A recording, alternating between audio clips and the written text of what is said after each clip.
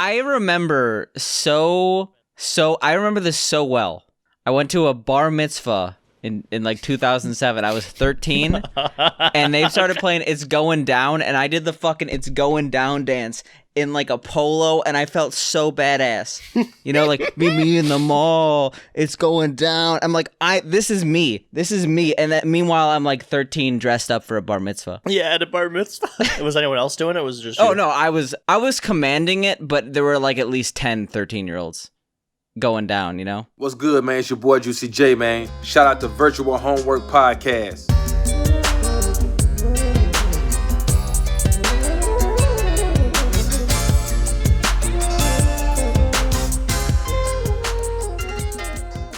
Eat a chip right now. They're so good. I'm waiting for the end of the chip. Chips. He was eating chips. That's why we're so late to the podcast. Late, not really. You actually can't tell because we're uploading at the same time. But we're starting this. This is a late night. This is 7 a.m. After a long night of robbery. You're hashing it out, you know. Yeah. Trying to figure out what we're doing. Welcome to the Virtual Homework Podcast. For all your Virtual Homework Podcast needs, you're at the Virtual Homework Podcast store. You see in the aisle, episode 21. And what did we play It's too today? many episodes. That's honestly a lot. Like it's not that I didn't expect to get to this far. It's just like it's kind of like an existential crisis. Like, did we actually do this? Like, holy shit, we're going in. We did this, and to go into what we did today, we played a game of my choosing. We played Redout, which is kind of like a spiritual successor to like Wipeout, like the F-Zero series is what people kind of call it. Yeah, I kept thinking F-Zero, but at the same time, I've only played the F-Zero SNES game, so really? I don't necessarily know if it's like a spiritual successor to the 3D F-Zero game for the GameCube, right? Yeah, I mean, F-Zero for SNES might as well be Mario Kart because it's just like flat. There's really not much to it. It's so much better than Mario Kart, though. Like, actually, I'm not sure if you've played the Super Nintendo Mario Kart and F-Zero lately. Like, yeah, F-Zero is not a multiplayer experience, but F-Zero is way more fun. Just straight up. I agree. I think it's harder. Like, it's fun for us because like we play games, but it's like if I was playing casually with just friends, I think I'd rather play like SNES Mario Kart. But like once you get into the 3D world, I think some of those Mario Karts are pretty fucking fun. Like Mario Kart 8 is an absolute pleasure to play. Oh, no, I'm talking specifically Super Mario Kart SNES versus F-Zero. Because Mario Kart is obviously a good series. If you think it's bad, then you're wrong. But the thing about Super Nintendo's Super Mario Kart, I feel like there's no point in playing it anymore. It's one of those games that's been surpassed by every single game after it. Like, especially going from Super Mario Kart to Mario Kart 64. There's really no reason to go back. I feel like racing games for the Super Nintendo in general are just... they're just one of those types of games that don't hold up very well just because of the limitations. Like, back then, like, limitations could be done with, I guess, like, RPGs and, like, platforms and stuff like that to make it still fun. But racing games, it's just, like, it's flat. You can't, like, do, like, a 3D interesting space. So they just kind of, like, are kind of boring. With the exception of, I'm trying to think of good racing games for the Super Nintendo.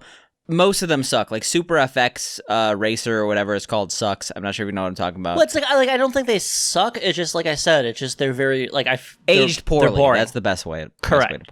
But the one I'm thinking that I actually really enjoy. Have you ever played Super Off-Road Racing Baja? Yes, that game is awesome. That game is honestly dope, and like it's very different than just Super Off-Road Racing, which is like the 4-player like top-down map. So Super Off-Road Baja and Micro Machines are probably the only ones that I would legitimately go back and play. Yeah, I completely forgot about Baja. Like Baja that game's hard. Like it's super hard. Have you ever like actually beaten it? No, it's one of those. I mean, like I feel like most of the Super Nintendo experiences I have, it's just like one and done. It's like, oh, this game's fun. Let me move on, because that's how flashcards are at this point. You have like, I mean, I owned that game as a kid, so I just like played it. Oh, I never had it as a kid, but I appreciate the Baja. But before we get into this game, I do have a question. You mentioned multiple times last podcast that the last game, Aqua Teen Hunger Force Zombie whatever Pro-Am, made you want to watch some episodes. Did you watch any Aqua Teen in the last week? I absolutely did not. Did you? What? I've been watching Aqua Teen. First of all, I watch Aqua Teen regularly, so I was excited to talk about some Aqua Teen. But I watched a couple episodes last week. Tell me what episodes. I have a photographic memory. I can remember every episode that's ever happened. Well, obviously, I watched the Brood Witch episode because, of course. See, the other one I can remember watching because It is sometimes a blur. I watched the episode where Carl is like in a furry monster outfit and he like can't get out of it or whatever. no, right? no, like he's Frylock comes in his house nude and he's like, "Hey, Fryman, why are you in my house where I live?" Like, I feel like I yeah, don't it's a pretty good scene. Made me laugh out loud. All I'm saying is that if you haven't watched Aqua Teen Hunger Force yet, what are you doing? Not you, because you obviously have, Dana, but the audience here. I like the episode with the witch doctor that's like chicken rice. I think the episode with the chickens that play pinball is also pretty good. There's a lot of episodes that bleed into one another. So, and some of like the really really late seasons are actually pretty good too. Like that's like one of those series on Adult Swim that like I feel even like the really really late seasons are still really fucking good. There's some other shows that I feel got kind of shitty after like the 9th season, but there's a weird phenomenon with TV shows that I've noticed, and it kind of goes like this. So I watch a lot of well, I guess I don't watch that much anymore, but have you ever watched like Always Sunny in Philadelphia? Hey, no.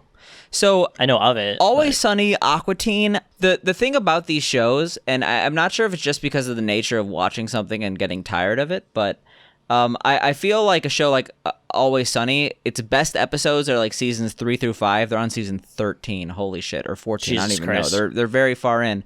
But even though the episodes were better in the past, I find myself rewatching the newer ones more and more. And it might be production value. It might be that I'm sick of the older episodes, but I feel like the newer ones have rewatch value. And I feel like that's very similar to Aqua Teen, where season 2, that's classic Aqua Teen Hunger Force. That's where you have the Brood Witch. That's where you have like the one where they're like batting with chicken and their eyes like I just think it's up. too dated at this point. Like once they get like the production and they get more money involved with it, I feel like they're how do I say this? It's like they're able to do better process. jokes. Like they're able to do better jokes almost because they're like, okay, what can we do fucking now? So it's like they're just thinking of just crazier and crazier things. It's also like a similar situation with like The Simpsons. Like the first like 2 seasons of Simpsons look so fucking weird compared to like season 2 has some really good parts, but yeah, I agree. It's like hard to watch because they just didn't know how Homer looked. Yeah, like they're. It's like I want some soy pops or some shit like that. I don't know. Season 2 had the episode where like Homer jumped the gorge, which is like one of the best episodes. Like I actually I'm gonna separate Simpsons from this. Like so I personally think like Aqua Teen, while the earlier episodes are way better, I watch more of the newer episodes. Like I watch like season 7, 8. Specifically when they start like changing the name of the show. I remember I like watched Dora the Explorer episode recently, and like that was pretty funny to watch. But I forgot what they changed the name to. No, they changed it like 4 times. So yeah, so like Aqua Teen whatever show or whatever it was called. But Simpsons is different. Like Simpsons seasons 2 through 10, basically those are classic. Yeah, and you can't get better than that. I say 3 through 8. But you know, it's whatever. 2 through 10 is probably reasonable. But then, like after that, pretty much like everything past like one of my favorite episodes is like the Rio de Janeiro episode. That's a really funny one. Not sure if I remember that. I mean, like, oh no, I do. Where like Homer gets kidnapped.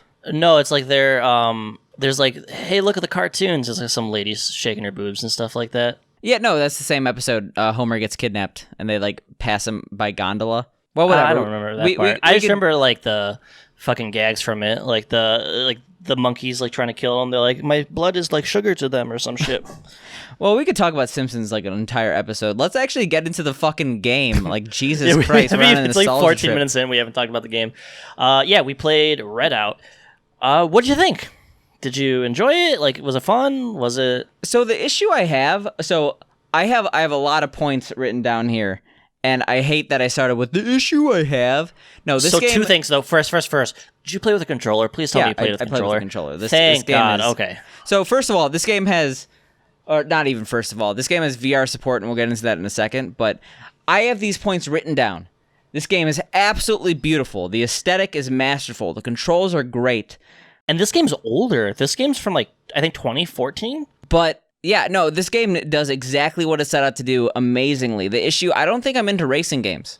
Like, really? It's not I like racing games, but at the same time, like I kept thinking while I'm playing this game, this is the absolute top of its class genre like pusher. Like this is like sci-fi racing game to the extreme. We mentioned F-Zero homage, Wave Racer homage.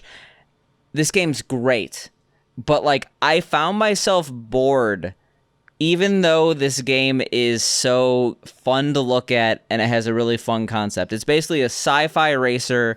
You are a career racer. You get money for racing on certain tracks. There's different campaign objectives. You could either do time trials, races, this weird speed mode where you basically your time only counts if you go under a certain speed, which is actually I think a pretty creative way to play this. I thought that was really cool and extremely well executed. This game is beautiful. It's just when I was playing this, and this game is so fast, basically everything's coming at you. It is so, like, that's one of my points, is like, I'm like, this game is fast, like almost disorientingly fast. Yeah. Like, you might get a little bit nauseous off of the motion blur. Like, you get used to it quite quick, but like jumping into it, you're just like, holy shit. Yeah, but I think it's so fast, like, honestly, the game is a little, like, repetitive. Like, even though these courses have, like, differences, there's like a desert theme and there's a bunch of themes, and I think you said there's DLC, so there's even more levels to play. The DLC adds 6 additional areas for a total of, I think, 11 different zones with 5 or 6 tracks per zone.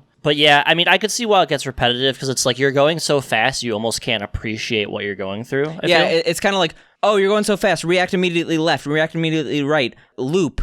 So the way that this game works, the racing mechanics, it's in a futuristic setting, but you also have a turbo. You're able to have power-ups. You have a passive one and an active one that you actually have to hit. The way this game works, you could turn, and then you could also like do a weird like strafing mechanic. So you it's called like pitch with your like right stick and stuff like that. This isn't very much like a traditional racing game in the way that you press like R2 and you drift. Like, this is not a game for that. I feel like there's a little bit more finesse to like getting like a tight turn. Like, and like every other game, like racing game we've ever played, is literally just like press one button and you kind of drift. But no, actually, I was reminded so much of hover racing for the PlayStation 1. This game actually controls very similar, like with the turbo mechanics on when you go left and right. Like, I was thinking, if these developers had these tools, maybe they would have made this game. Like, the issue I think I had with hover racing is that because it was an amateur product, the graphics kind of sucked. But the aesthetic was there. Like, this is basically, I think, hover racing done right. I think that this game does a lot right for the genre, and I feel like a lot of these games, like, there's not really been a game like this probably since this came out in 2014 or 15 or anything like that. So, but this is the definitive edition. So, do you know any differences between that and like the original one that came out in 2014?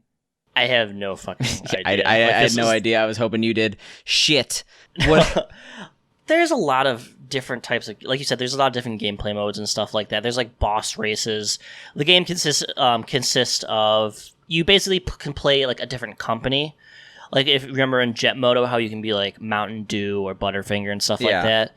In this, you can be like a different company, and all the ships actually, they perform completely different, and it'll almost be like different gameplay for which ship you choose. I mean, a lot of them might feel similar, but as you start unlocking like the later cars for each company, they really like hone themselves in on like what that certain company is about. I'm not sure how far you got in. So the way this game works in progression is each part of the campaign, you could complete a mission, you get gold, silver, or bronze, and then you just do the next one. But the missions work in that you have a tier 1 car, and you could upgrade your car, but you have to complete like all the... You level up your character, but at the same time, even if you level up your character and you unlock new cars, there's still missions for like tier 1 cars, then tier 2 cars, tier 3 cars, etc. So I did about 1.5 tiers. I did the entire tier 1 and then half tier 2. Okay, I did all of tier 1 and tier 2, basically. The game gets so much better, I feel, once you start playing with a tier 2 car. I just feel like you're able to turn better. Like, my problem with a tier 1 car is, like, yeah, you're moving quick and stuff like that. I just hit the wall too much because your car doesn't have enough handling or whatever to, like, get around turns correctly a lot of the time. My strategy in all racing games is just hold the accelerator, and if you hit walls, it doesn't matter because your acceleration will make up for it. I mean, like, and it works. This game will completely fuck you, though, if you hit a wall. Like, that's, like, once in the later races, there's a difference between, like, being in first place and, like, last. Like, this game gets deceptively difficult. Yeah, I had a point where this game was way too easy until you got to tier 2. Then it was pretty much normal difficulty, and I assumed tier 3 would be harder and harder, etc. Yeah. I do think that there was an issue in that the computers just sucked. Like, it didn't matter whether you were in tier 1 or tier 2. Like, they were pretty idiotic in their movements, and it was pretty easy to beat them. Really? I had like extreme like hyper focused like detail trying to like beat some of like the tier 2 races, like trying to get gold and stuff like that, like on a lot of the races. So the racing stuff was easy to me. I thought the time trials were a little bit more difficult. I also thought I mentioned before how you're able to upgrade your cart. You basically have a passive ability and an active ability, and I was able to upgrade a couple of those. But I thought the issue was that these things cost money in game. You win money by winning races, yet more if you get a gold versus bronze, etc. There are so many pure events, so basically you're not allowed to use any of these active or passive power-ups, that I thought it really detracted from the power-upping ability at all. Like I was like, why am I even doing this? Why am I spending money if like half these events don't allow this in the first place? Maybe it's different because I had the DLC, which literally unlocks like 40 extra missions and stuff like that, so I was experiencing more of like non-pure races, I guess, because I really didn't feel like there were a whole lot of pure races other than like the very beginning, which I think like the first 5 are all pure, and then you can start doing like the augmented races and stuff like that. Maybe, but I thought it was like by the time I finished it was roughly 50% of the races. I felt like I would really like to see you play this because I had like extreme difficulty on some of these races, like that first Cairo map, which is like the Egypt desert themed level. Like as soon as you hit tier 2, like I could not get gold on that. I could not get first place. That every was too single difficult. tier 1 map I got gold first try, and then about most of the tier 2 maps I got gold first try, but some of them I had to do them back and then get Jesus gold. Christ. Well, I guess you beat my ass in this game. This does have crossplay, so we can place each other. Maybe we'll have a one-on-one to see who the real racer is. So my question is, why did you pick this game? It seems a little bit I mean, like, you like racing games, but at the same time it seems a little out of left field. I mean, I saw that it has some pretty good psytrance. Maybe you liked it for the soundtrack. This is literally my favorite type of game. Like I've said it before, I love like crazy, insane racing games like that make you flip or have some like cheesy mechanic or stuff like that. Like this is just right up my alley for games that I love. Like and this, like you said, is like top of the genre as far as mechanics and stuff like that. So I never actually played it, but have you played Fast Racing Neo or Fast Remix or whatever it's called? I've never heard of that. So it was originally slotted for the Wii U. Oh shit! Oh, this looks cool. So I honestly thought this was the same game for a second. Like I was like, oh shit, did this copy? Like I'm not sure which one copied which, but like they play, or they look at least extremely similar. It's just like extremely fast racing game copying Wave Racer and F-Zero, and I'm like, oh. I wanted to play that one for Wii U, I remember. I think it eventually came for PC, but I was just like, oh shit, like I'm basically playing this. Wave Racer? What? You mean Wipeout? Wipeout, yeah, sorry. Wave Racer 64. Wave Racer. That's like a jet ski game. It's fucking like Baywatch, like the racing game. It's similar. I mean, how similar is Wave Racer Jet Moto fucking F-Zero? I would say Jet Moto is probably more akin to Wave Racer, but Wave Racer is more like a true... I still find Jet Moto to be a little bit more futuristic, like in the way like you're moving and stuff like that, versus Wave Racer is very much like you're jet skiing. That's neither here nor there. Did you actually experience any glitches? I feel like it was a little bit more glitchy than I expected here. Like, obviously, there's some power-ups that you could use that, like, make other people's screens look glitchy, but, like, it was weird that they had a glitchy aesthetic, like, purposely in-game, and then, like, for example, the screen, once you beat everyone and, like, shows everyone's times, like, it's, like, overlapping text, and I'm like, this... I'm not sure if this is supposed to be that. I never really noticed that, I guess. Maybe I wasn't really paying attention to it, because I was enjoying the experience so much. I definitely noticed a few visual glitches in the game, and I was like, You're like looking, thinking like, oh, I can't wait. I was just trying to dissect this game, make it seem worse than it is. I also think that the like first place, second place system, like the way that it showed it on the map, I wish they showed an actual map with the level. Instead, they showed like this really convoluted system to show who's in first and second and third. Yeah, I mean that's kind of like whatever to me. I really liked the soundtrack. I felt like the music was pretty good. It gets repetitive doing like the same level 3 times in a row and then like hearing the same song, but I do, like you said, I like psytrance, I like trance, EDM, that kind of shit, and that's all this was. It was definitely fitting, I'll say that much. Oh yeah, it gets you in the zone. Like when you're doing like a hard ass rate, man, like really you didn't struggle? Maybe you're using like better like power-ups than I was or something like that, or like a better car. I used the passive power-up that just made my max speed higher. That's what I used too. And I upgraded to 4. So did I. And then I also used the like Mega Turbo Boost one. All right, we're gonna. I didn't use Mega Turbo Boost, so we're gonna race at some point on the level I thought was the hardest, and then we can see who is the real Speed Boy. I'm never gonna open this game again. In fact, if you even mention this, I'm gonna just disgustingly throw Like up. immediately after this podcast, we are playing this, or I'm gonna fucking pee my pants. All right, you think that's a threat? I actually played fucking Legal Dungeon again because I was just like bored. I'm like, you know what? I'll play some of these games I have a backlog of. I'm like, I'm not playing Death Stranding because I know I have like 40 hours in that game. Maybe I could beat this one. Actually saw like on your Steam. I was like, what the fuck? You have like 27 hours of like Legal Dungeon, which I'm assuming half was AFK. But... Yeah, more than half was AFK. But like, I got to one of the endings and it was like a bad ending. I didn't know there were multiple endings in that game, and of course there are. And I saw how much I would have to play to get the good ending, and I'm like, I'm never playing this again. This is tedious as fuck. There's a situation, I'm not sure if you remember Legal Dungeon, like you had to like drag text onto the screen to like show. Yeah. Some of the gray text that's not highlighted, you could drag onto the screen and really get like secret endings, and it's like, oh my god, okay. I'm not gonna it's scan like every much. single Yeah. word. So yeah, I got extra bored of video games this week. I mean, want to know wasn't boring to watch, though? What's that? Well, okay, honestly, I only know this from clips on Livestream Fail. Maybe you probably know more because you're a big Clint fan, but the Moon versus Clint saga, what's up with that? Oh my god. It is so good. So it's like originally Moon got like 1 mil or something like that, and Clint's like, fuck it, what are you talking about? Moon got 1 mil? Who's Moon? What's 1 mil? Actually explain oh my concept. God. Okay. Oh context. My God. Okay, so Moon _ OW is a streamer on the Twitch TV platform who regularly gains 20k to 30k viewers, and he is a god gamer, and he was playing Tony Hawk's Pro Skater, the remastered 1 and 2 that recently came out. Did you buy it? You said you were going to buy it. Oh fuck no! I played MapleStory like every day this week. Sad. Yeah, I know. Addicted. It's a horrible existence.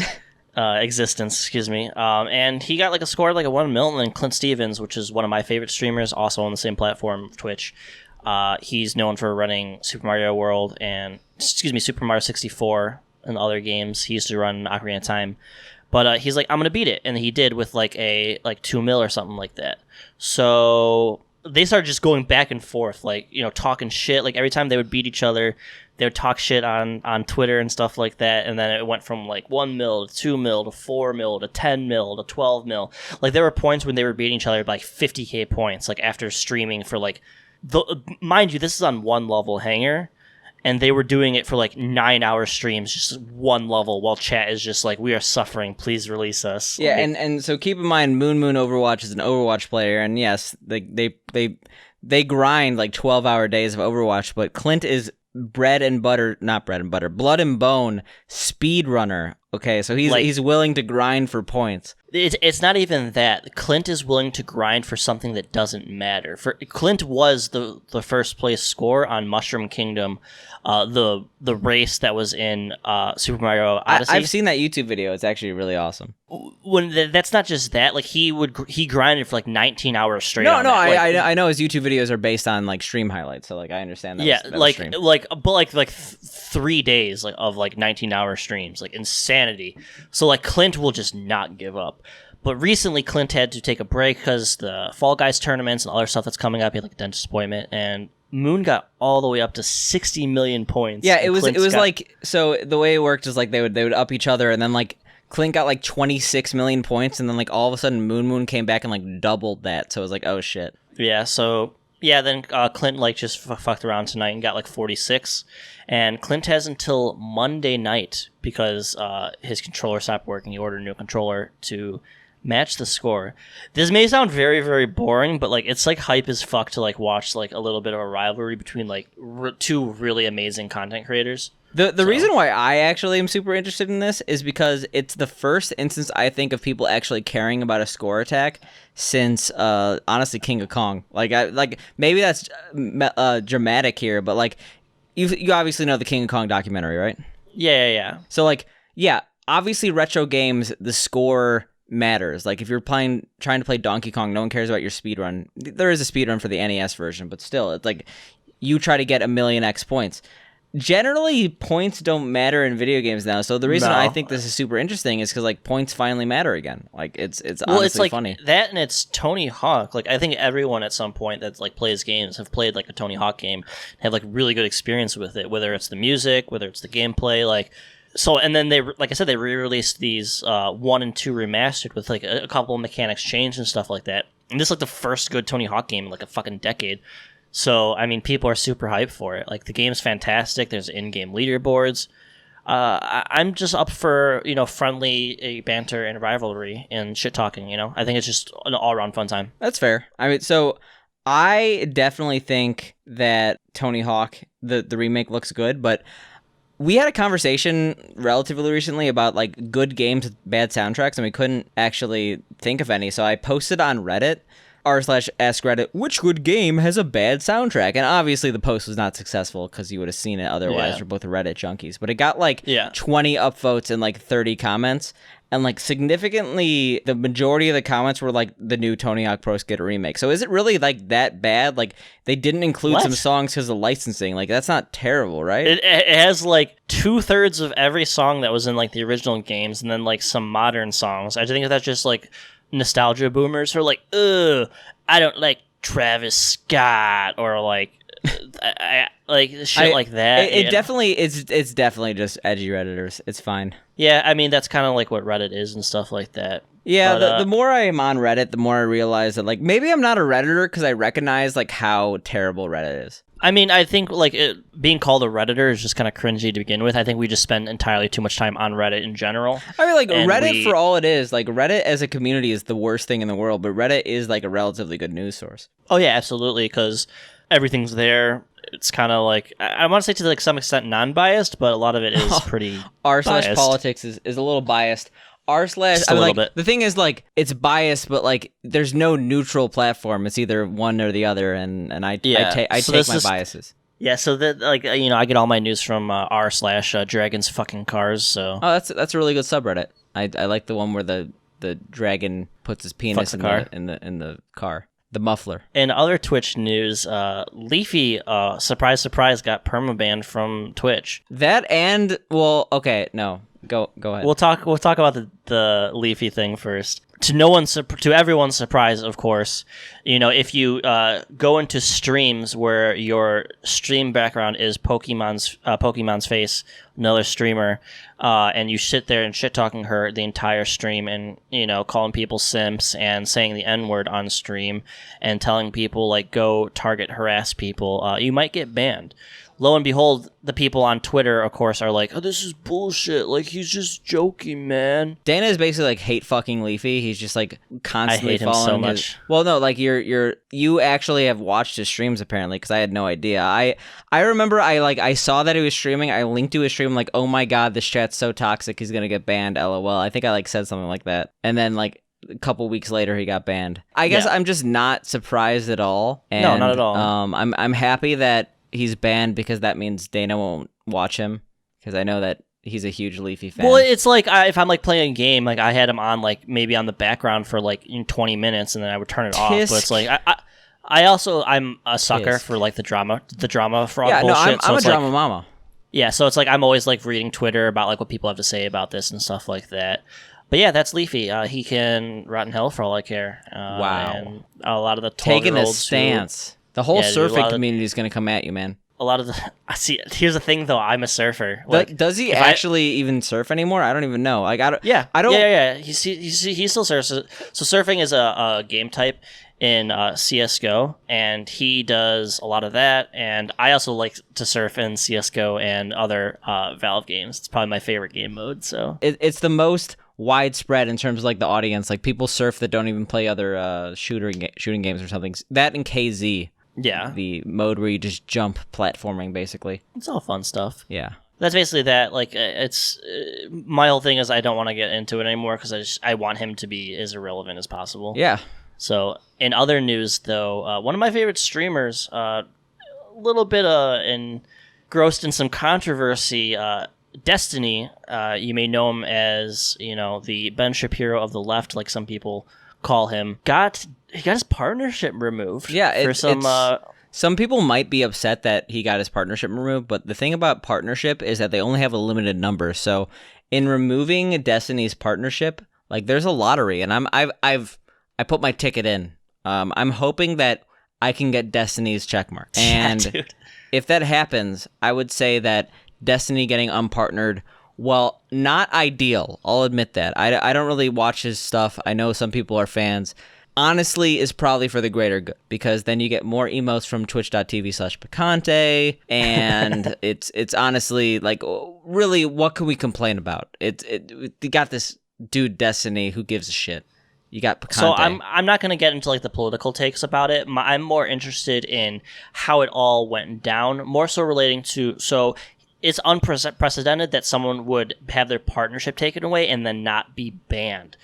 They're basically saying like, yeah, so it's kind of unprecedented for that to happen. So it's more interesting that they've allowed him to stay and stream, but at the same time take away his partnership, saying like, hey, we want to sever our business relationship. So you're completely wrong, but let's get into it. What did he do? So basically what happened was he was mass reported by a bunch of leftists online for having a bad take on what's the Carl Rittenhouse thing, whatever's the Kenosha shooter guy. So the thing is, not to get super political, but Destiny himself is a left-wing debater. Let's put it that way. Correct. Despite being left-wing, he had a generally considered right-wing viewpoint on the recent shootings in Wisconsin and the riots that have followed.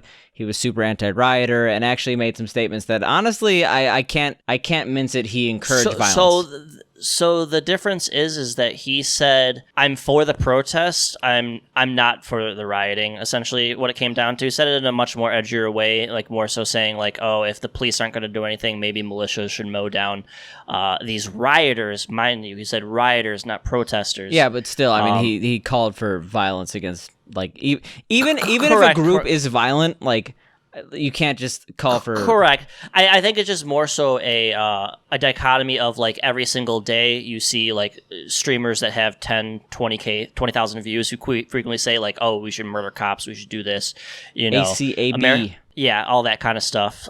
So I think that's just more so of bring forth that hypocrisy. I do think that he went way too far. It's very unfortunate because, like I said, he's known for bringing people from the right to the left because he is so edgy. I mean, I used to be, you know, so I want to say not like right wing, but I probably had more right leaning ideologies until like 2013. I started watching his content, and now I'm like, you know, basically communist. So yeah, someone made a good term to me, or someone said a good term to me. Pizza cutter. It's all edge. There's nothing else. So more than likely, he's just going to stick to debating right wingers because they can't deplatform him, and left people can. So yeah, he basically got unpartnered because he made comments that, like, yes, we're against people who are being bad to property, rioters, etc., but he said it in a way that encouraged violence, and he got his partnership removed. We're talking about someone who is one of the biggest streamers on Twitch, probably one of the more famous people on Twitch. So what Dana's saying is that this is unprecedented. Wrong. Mitch Jones got unpartnered. but he was banned at the same time. That's more what I was referring to. He was banned. So usually when an unpartnership happens, you know, Jenna and Mitch. No, Jenna was actually not banned. Is associated with like not like a perma ban or something like that, but some sort of suspension or moderation. Jenna was never suspended. Ever? She was just unpartnered and that was it? I mean, she might have been suspended in the past, but it was not. Her unpartner was not related to a suspension. She just got. Oh, okay. It's happened multiple times, but like it's rare circumstances. I think it's dangerous to say this is like a new precedent because like this is. Actually, oh no, not saying. Like, I guess it's not. I don't want to say it like sets a precedent or anything like that. I guess it's more like, wow, this is like a crazy thing to happen to them. Basically, say, hey, we're gonna allow you to stay here, but we don't want to. It's just weird. It's like I just feel like they would have banned him if they didn't agree with the take or if it was bad enough for them. Like I said, it's bad enough for them not partner, but like it's fine enough that they would still let him stream there. It's very weird. I don't think it's that weird. I mean, like, it's weird, I guess, for Twitch, but it's not necessarily weird for platforms overall. You see places like YouTube have pretty shitty people on the platform. They just are not monetized, etc. Like, I feel like if YouTube starts banning people with these thoughts, that's where they get into... Not YouTube, Twitch starts banning people with these thoughts, like it gets into a really messy territory of them trying to be the political police. While of course people like Leafy who like actually like say racist shit, also like do like say really violent shit. Like Leafy is called for the death of Pokimane on multiple occasions, apparently as a joke, but like still like as a joke, man, as a joke.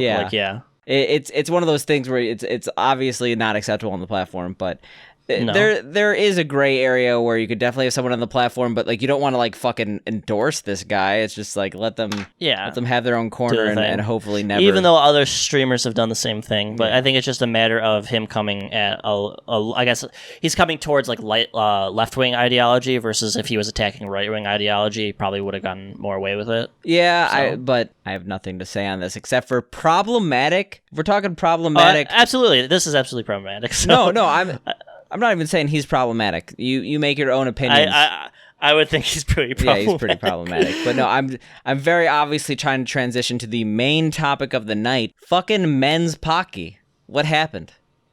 What? So I think that's like was that a horrible Japanese translation? No. I saw like the men's. Do you remember the era of like 2006, 2007, like Japanese snacks? You could either get like the fucking koala hexagon, or you could get Pocky. That was the only thing. Do you remember that? Yeah. And like, you ever go to an anime con and they just had like a Pocky stand? Like I remember specifically, I'm like, oh shit, they got men's Pocky. And I ate a lot of men's Pocky, but at the same time, men's Pocky is worse because it's just dark chocolate. That's what makes it for men. I like dark chocolate though, so I would probably like it more.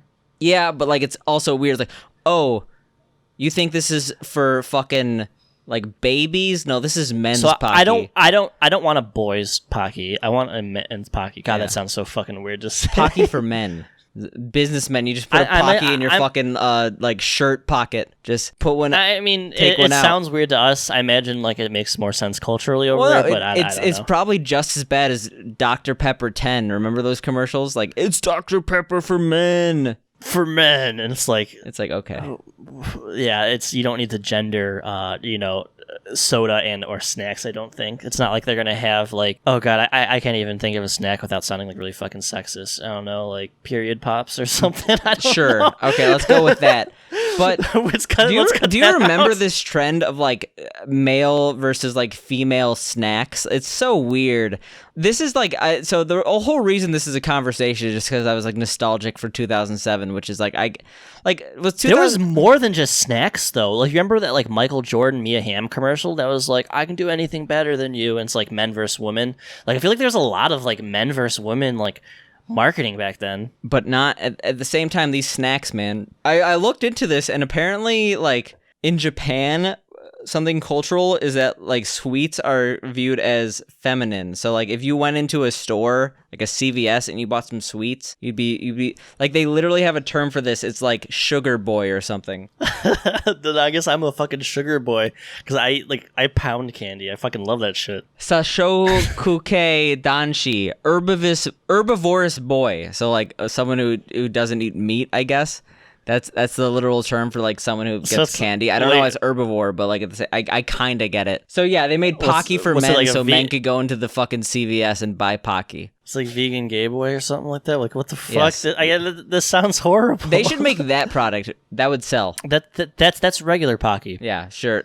They have that like small on the label. It doesn't matter. You don't have to be vegan and gay to eat Pocky, but it helps. Pocky's all inclusive. It's for everybody. Yeah. At least that's what I think. I'm gonna try some men's Pocky though, because dark chocolate. No, it's discontinued. I'm sorry, they stopped making this in 2012. What?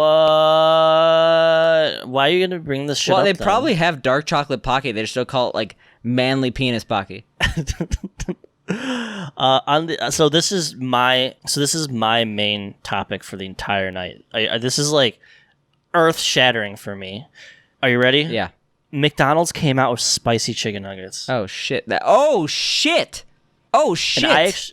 And I tried them tonight. Oh shit! Wait, they what? were life changing. Were they really good? They were so fucking good. Fuck. And there's like they were so. I got you a rice cooker for this exact reason. For this exact reason. Listen to spicy nuggets. Come on. Yeah, you gotta try them. But at the same time, you're gonna die, man. Dude, they were so good. The mortal coil. That's the shit you have after a fucking... And they have this new mighty hot sauce that's so good. It's like super hot and it's like cayenne and What spicy. sauce do you get with McDonald's nugs?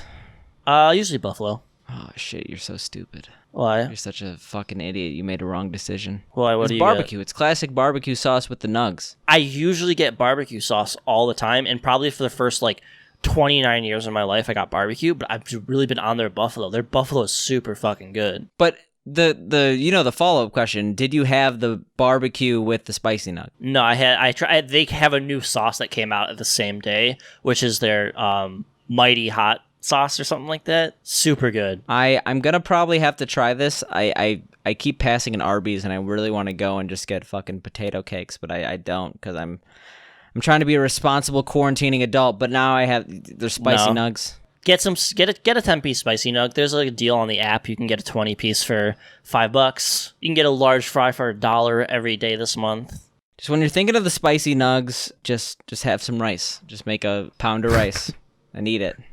Get really sick from eating like 8 servings of rice. Just like make like 6 cups of rice. I probably should. I could probably make some other things. You can make a fucking cake in that. Yeah. Oh yeah. That we both have the same rice cooker now, and there's like a sponge cake setting. It's kind of weird. Have you tried it? I haven't, but I've been very interested in it. Did you read the instruction book it came with? It has like a lot of shit. Yeah, there's like a lot of like recipes and stuff like that. There's some cool things. Most of it's stuff that I don't have or won't eat. I want that sponge cake, that rice cooker sponge cake in my mouth right now. I bet it's pretty good. Like, and there's also like cheesecake you can make. Yeah, like, one day. why is like we gotta do it? Like we both. Well, gotta did you ever watch Yakitate Japan or read it? The fucking bread making anime, the bread making competitive anime. No. Oh well, like one of the episodes they had like a rice cooker bread recipe, and it was dope. Was it good? It was honestly unbelievably good. I remember it's the fact that I remember this from like 6th grade to now means it was a decently good episode of anime. I never forget. I am not really into I guess like food anime. There's like that, like Food Wars and stuff like that. Dude, I'm like going through like the shared. We have like a topic thing. Let's get into like speaking of food. Are you gonna get the limited edition Killer Bean plushie? I was literally considered like once I get paid ordering it, like order one of them for each of us. Well, I already bought one for myself, but oh my god. Okay, I didn't. I persuaded my girlfriend to order me one for quote unquote Christmas because it comes out in December. Yeah, it looks like it doesn't deliver until like December or some shit like that. But that's some like peak swag. He looks so angry. Yeah, it's honestly like Killer Bean has been really good at merch lately. I'm not sure if you saw like the Killer Beanie and stuff like that. Killer Beanie? Like that's a real thing? Well, like they made some like actual like t-shirts and stuff, and they look pretty good. There's a new episode of Killer Bean with like Critical as a voice actor. Like the YouTuber Critical. Wait, what? Yeah, it's terrible. Like I can't even watch it. Like it's so obviously phoned in and like trying to cash on the fucking like ironic hype. You ever see like something like that's ironic, like try to be like, yeah, I'm ironic, and it's like, no, you're no longer cool because that's like Tommy Wiseau with The Room. After that was ironically like a success. He's like trying to go off that, like, yeah, I make another funny movie, ha ha ha, you like, right? And it's just like, no, you were trying very hard to make something that you thought was like genuine, really good. And it got clowned on so hard that it became a meme and super popular, and he made money that way. It's sad, honestly, to watch. That's the issue with it. It's like, oh, you acknowledge that you made a shitty product and you're trying to stay shitty. Like, I want to see people improve, you know, or at least try like their best. Like, what if he went and like made like a good Killer Bean instead? Like, he would have been known for that. Good Killer like, Bean is Killer Bean forever.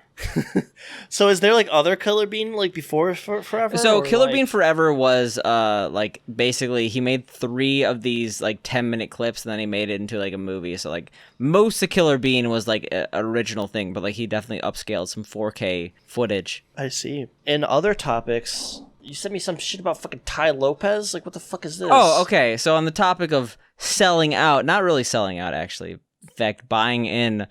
I'm not sure. You ever go furniture shopping in your life? Yes. You ever go to Pier 1? Yes. It's just like bullshit the store. Yeah, pretty much. But like Pier 1 like was one of the first companies I remember from coronavirus to like basically be like, you know what? we're kind of done with this whole COVID thing. We're out, and then they decided like it's literally just a store devoted to making things that you don't need. Like it's just all white people shit. Yeah, like, pretty much. It's like that's you can get like walls of like live, laugh, love posters. it's all wicker.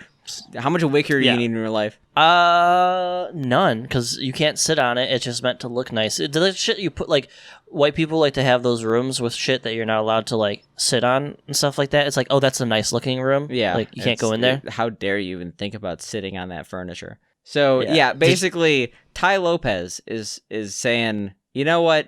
Pier 1, you could declare bankruptcy, but I'm going to buy you. Ty Lopez is buying...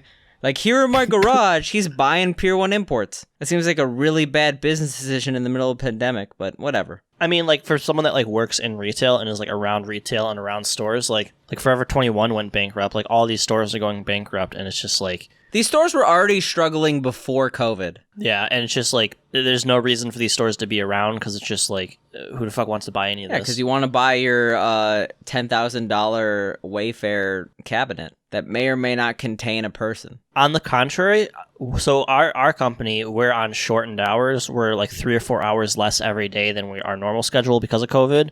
We are up like 5,000 or 6,000 for the month. Like Jesus. I think we sell games and toys and stuff like that. I think we're in a unique industry that is actually doing quite well because we have a lot of things you can do at home. Versus like a lot of like the luxury, like whether it's like expensive clothing or like, you know, Pier 1 import like tchotchke bullshit, I think is not doing too well. Yeah, I mean, like, so a lot of these companies I mentioned were like doing bad before COVID. Like GameSpot announced they're closing 400 more stores. They closed 300 like at the end of 2019. Oh no! Like, oh no, GameStop. Like when was the last time you even went into a GameStop? I went into a GameStop relatively recently, like maybe like late 2019, and I'm just like, I remember I tried to get like a Switch game and it was sold out. I'm like, okay, I guess I'll buy. I'm just gonna get it from Amazon. Yeah, exactly. I guess I'll wait a day. Like I'm not gonna come back to this GameStop. And like I remember I remember there was so much bullshit Rick and Morty merchandise. Yeah, it's all like pops and I mean that's what they had to do because like they don't make any really much off of the games. But like the problem is you can go to Target or Walmart nowadays and just get like the same shit. So it's like there's really no reason for like a GameStop. I mean, maybe buying an Xbox. Maybe buying an Xbox One X, an Xbox X or whatever it's called. Speaking of Xbox, did you see like people clowning on like the new Xbox prices? The clowning? I only saw people happy about it. I saw people clowning like on it. It's like super hard, like how it looked and stuff like that. Well, so there's the $500 Xbox One X like mega system or whatever it's called. Yeah. I don't remember the exact names, but that's like I guess like the default one or whatever. And then there's like, was it $299 or was it $199? It was $299 for like the extremely small. We're talking so small. It's like the size of a SNES. I think it was even cheaper than that. I thought it was $299. I thought it was $199. No, I'm fairly certain it's $299 and $499. I remember it was $200 cheaper. Yeah, $299. But still, like, I think that's a fantastic idea. Like, they're gonna sell 1 million of them for like for parents that like don't want to spend $600 on a gaming system. The issue I have is that I really want a 4K Blu-ray player in my system, and I'm like one of the only people who actually cares about DVDs anymore. But I totally need the disc player.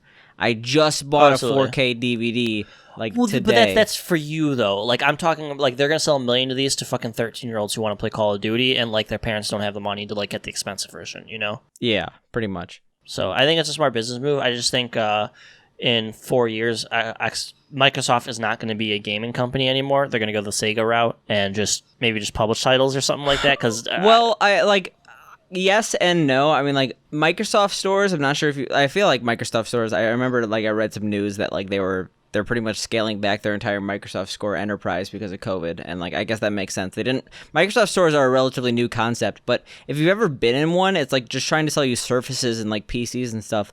I feel like Xboxes are just gonna like turn into like computers. Yeah, it's gonna be like a cheap gaming PC basically that you could like hook up to your TV or something like that. Like, oh, it's like it has TV functionality, like it works on it. Like I think they're just gonna start releasing a lot of the Xbox games on the PC platform. It's gonna be like on the Microsoft. Oh, they've already done that. They have Master Chief Collection and stuff like that. Oh yeah, but I'm talking about like instead of like releasing it for Xbox, they just release it on that, and then you just plug in your Xbox controller to your PC. and stuff like that. I think that would be kind of cool. Yeah, but at maybe the same time, like going the way of Sega, like that seems like an entire software. Like I feel like they're still going to make hardware and encourage hardware. It's just going to be like, oh, I don't think the Microsoft is going to make like gaming specific like systems. I think they're going to maybe augment computers to do gaming. What they're doing now, I don't think that like the Xbox in the sense that we know now is going to be a thing. Yeah, I think it's going to be like instead of like the Xbox console, it's going to be like here's an Xbox rig for your gaming. Yeah, or PC. like the Xbox experience or some shit like that. I know people have said this like time and time again, but besides whatever Nintendo's doing, I feel like PS5 and Xbox I can't think of them like having a next iteration. Like the PS6 is just going to be a PC. Like, yeah, like at what point? I mean, these are already basically PCs that they're losing money on. I guess it's just I'm not a console person, and it's like casual players are console people, and they buy a million of them and a million games and stuff like that. So, I mean, they wouldn't be making it if it wasn't going to be making money. All I know is that if the Xbox Series X or whatever, oh, that's what it's called, not Xbox One X. I kept saying that. The Xbox Series X. If they keep emphasizing the fact that like, oh, you're gonna be able to play this on PC, there's absolutely no reason for me to get one. I'm thinking about getting a PS5. They haven't revealed their price yet. I'm guessing that they haven't revealed their like hypothetically, if the PS5 cost as much as the Xbox, like if it was $500, they would immediately say that, right? It's like, oh yeah, we're also $500. I bet it was $599. And then they're saying the Xbox price, and they're trying to see what they can do to lower the price. I honestly don't think they could be $599. Want to know why? Why? $599 Yeah, US dollars. exactly. They internally they understand how much backlash they got for that fucking meme in. But that was like a million years ago. Cell phones were like $50 back then. No, but I think they were more. Cell phones expensive. are like $1,500. Cell phones like $1,500 now, so they can like those things can be that expensive now. Like, no, I legitimately think that they are saying like they were gonna be like $699. I bet that was it. And now they're like looking at Xbox so cheap because Microsoft has unlimited money. Like I'm not sure if you like know about Sony's history, but like Sony as a company like lost a shit ton of money. Like recently. They don't make TVs, they don't make PCs anymore. Like PlayStation is like the only profitable aspect of Sony. Yeah, what does Sony make? They lost like $1 billion now in their mobile division like 2 years ago or something like that. Here's how Sony makes its money. G and NS. What the fuck is that? Oh, game and network services is their number one. Yeah, like PlayStation is like the only thing that is saving Sony right now. Wow. So like Microsoft could actually like win the console war, even though there are no console wars. But all they have to do is like price their system to like a point that's super desirable for consumers. They could lose money each console. It's not like Microsoft has like a $30 billion reservoir. It's not like they have issues. Even though like no one cares about Microsoft and like no one wants their products anymore, they still have business stuff. Yeah, I mean like they're huge for the business. Like if you like for example, my buddy runs medium business IT. They're all using Microsoft products and stuff like that. They all use Internet Explorer or Edge or something like that. Like, so that stuff still has to be like supported and whatnot. Yeah. Like, so I'm not sure if you actually like know the business to business versus business to consumer economics here, but as someone who works in software development, especially for like business to business versus business to consumer market is like 10x.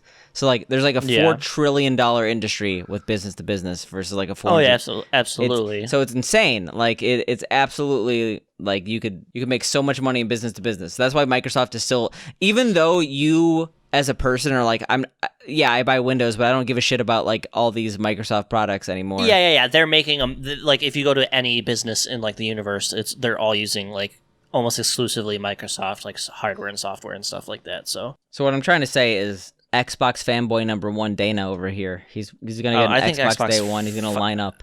Fuck that. Xbox sucks. Yeah, honestly, I'm probably not gonna get one. I did see that like the PS5, they have like the digital version with no optic drives. It's like gonna be like $100 cheaper. Yeah, I'm never gonna get that. It's like, is it really? Does it cost you $100 less just to fucking not have a drive? Like, come on. I mean, I guess I don't really care. Backwards but it's compatibility. Like, what about that? I just will never own a console again. I don't think. I'll own Nintendo consoles. I think that's it though. Because anything I would want to play on PS5 or Xbox, I'll play on the PC, and if I can't play it, I'll watch someone. True. Play it. I probably will get a PS5 because I don't know what to spend my money on, and there are some exclusives that I'll never play. So that's gonna be dope. Yeah. Nintendo, I just think kind of does their own thing and they do it well. So Yeah, saying that even though you don't own a Nintendo console, whatever. yeah. I mean, I'm a Nintendo fanboy. I'm a Carl Weezer fanboy. Yeah, it's Carl Weezer, baby. It's Carl Weezer, baby. Okay, so fucking Sam has linked me these stupid fucking rap songs on SoundCloud. Are they really that where stupid? someone listen. This dude raps over like the most fire beats possible, like with a Carl Weezer voice, like "Here's Carl Weezer, baby." Like He it's sounds like, legitimately like Carl Weezer. and these songs are fucking fire. Like, they are so good. I cannot stop listening to them, and I hate how much I hate them because it's fucking Carl Weezer. Yeah, no, like he's Like, also like rapping about Jimmy Neutron and like Judy, is that her name? Jimmy Neutron's mom. Yeah. So like yeah, they're extremely dumb in terms of concept, and like he's fucking Carl Weezer, but like they're so incredibly well produced. This is also multiple weeks. Like this is like episode 17. He's listening to Carl Weezer, and like now we're finally talking about this. The culmination. I've still been listening to this. I I'll listen to Carl Weezer like every other day. Like actually. Like yeah, like for actually like the same 5 songs. Yeah, he only has 4 songs. Like I'm not sure who actually cares about what I like on SoundCloud, but like I'm basically using the Virtual Homework Podcast of SoundCloud as my personal personal SoundCloud. I like videos and I was like whatever. This is I'm using it. You're all gonna know They're my gonna music find taste. some good shit. So Carl Weezer, Maybe baby. I feel like these songs could legitimately be on the radio as like top 100 hits if they weren't in the fucking voice of Carl Weezer. Like legitimately, like they're really good. They're like lyrically they sound like anything. Like I think it's mostly just the production, and that just goes to show like good production can like trump like anything nowadays. Yeah, it's like when he sings like one line, there's like 4 chords of harmony like auto-tuned with his voice. It's like angelic, honestly. With Carl Weezer Yeah. voices. It makes me want to rewatch Jimmy Neutron, honestly. I don't want to go that far, but I mean, so I like looked up Jimmy Neutron clips on YouTube and I just found some like good memes and I was like happy about that. But like I probably wouldn't actually watch Jimmy Neutron. Jimmy Neutron is like terribly animated, and while I enjoyed it as a kid, it's children's television, you know. I mean, Jimmy Neutron does produce one of the best Facebook pages ever. Jimble's non-trombo. Yeah, does Jimble it's still like the post? best. I don't use Facebook anymore, really. Let's see. Jimble's The whole thing about Jimble's non-tron- non-trombo is that like he posts like once every 3 months, and it was like, oh god, I just killed my dog. That was his post or something like that. He posted April 11th. You think you can contain me, fool? I am exactly where I want to be, and it's a deflated Jimmy Neutron float. Okay, so he died of COVID. Rest in peace, Jimmy. Yes. Jimble's non-trombo. Or he says, thank for job response for giving Jimble flesh body, however, cannot accept at current time because of FBI having a message of Jimble saying we are going to get you, Jimbo, and I am saying, okay, this is, God, he's such a good Facebook. That's an oxymoron, dude. But no, I understand. If you don't know Jimble's non-trombo is really good friends with Carl Weezer, one of the best SoundCloud rappers of the year.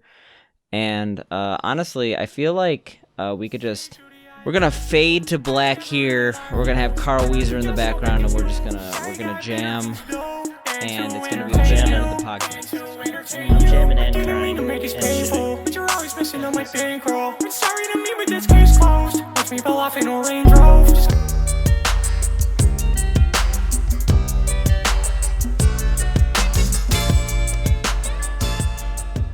Hey guys, so if you liked the episode, make sure to follow Virtual Homework Podcast wherever you get your podcasts, and rate it 5 stars if you can. Or if you hate it, do 5 stars anyway, or I will find you. If you rate it less than 5 stars, Dan will be bound and gagged on a train track. Wait, what?